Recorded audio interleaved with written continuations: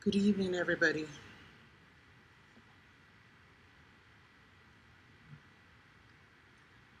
I stand yet again on all protocols observed.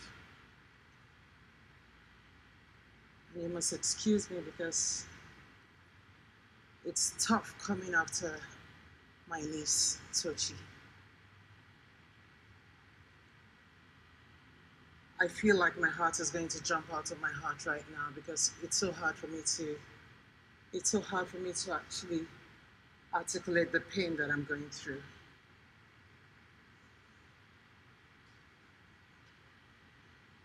It's hard.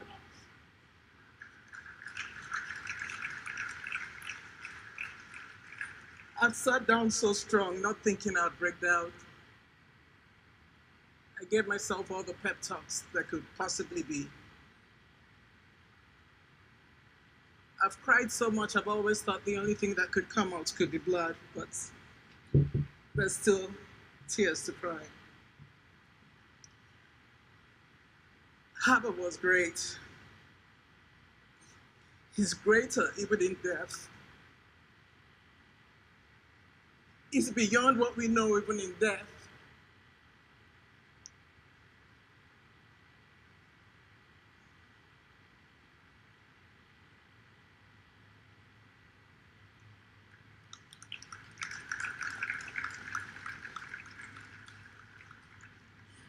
I'm left with three of my other siblings. Emeka, Peggy, and Joyce. And all I can say is that we're going to push things through. We're going to make these things work. Everything Herbert wanted, we will do our best as long as God lives. And God will live. I think back at Herbert and everything that has happened and his life. He had a beautiful life up until the 9th. At least what seemed really beautiful. He went to the best schools, spoke about the best schools. He walked the talk, he talked the talk.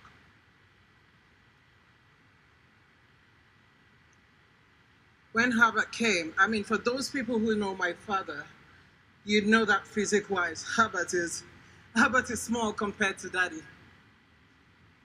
Yes, in his smallness, he was not limited. I wasn't surprised when I saw things saying Herbert was fearless. Herbert was meek, yet he was strong. Herbert was calm.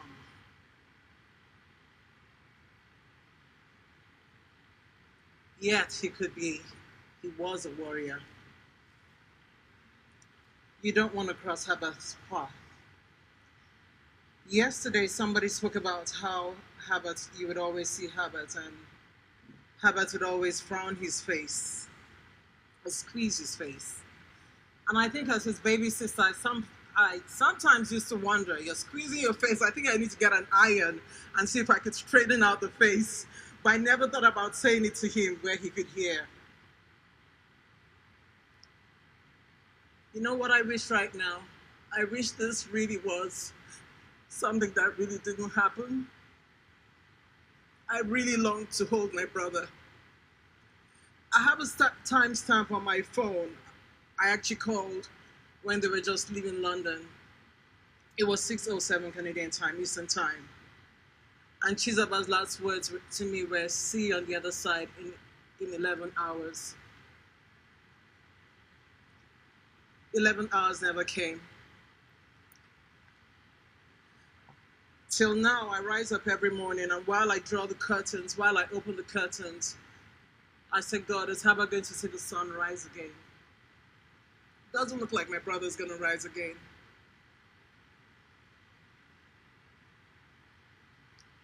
Doesn't look like my brother's going to rise again.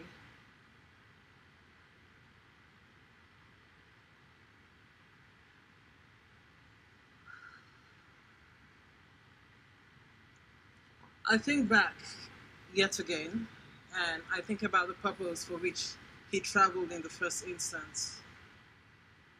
And I think growing up, I never thought Herbert was actively following soccer by any measure. Herbert would barely watch any soccer match, only of course maybe if Nigeria was playing. And so I wondered what exactly he went to do at the Super Bowl. But I realized very quickly that it was his own way of actually having to distress and get away from all the hustle and bustle that Nigeria afforded him. And so for him, it was actually just a breather.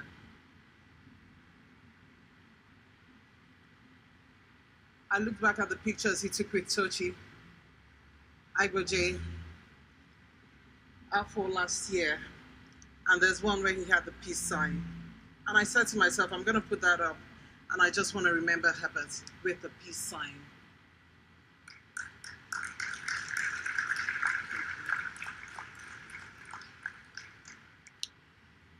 Herbert's death has taught me a few things, and just permit me if I could just go through a few of them. One of the things that Herbert's death has taught me about is love. We need to make time to love, and we need to make time to love our dear ones. And I realized as well that love is not something you write. Love is a doing word. There's no time for us to have schisms with each other. There's no time, because you know what? Tomorrow is not guaranteed. For any one of us, tomorrow is not guaranteed. It's not guaranteed. I don't know if I can make 12 a.m. My brother didn't make 12 a.m. on the 10th. Can I please ask that we go out and we love ourselves? Can I ask that we give excuses for ourselves? Can I ask that when God calls us back home, we would say we loved? Tochi, David, Hannah, Okachi, when he grows up. I could only promise, and I promise you I'll do as I say. I mean, everyone has promised everything, and I'm sure everyone is going to keep their word.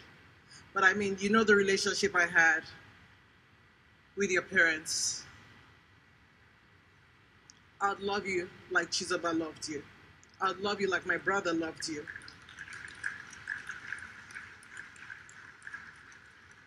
My phone would never be off.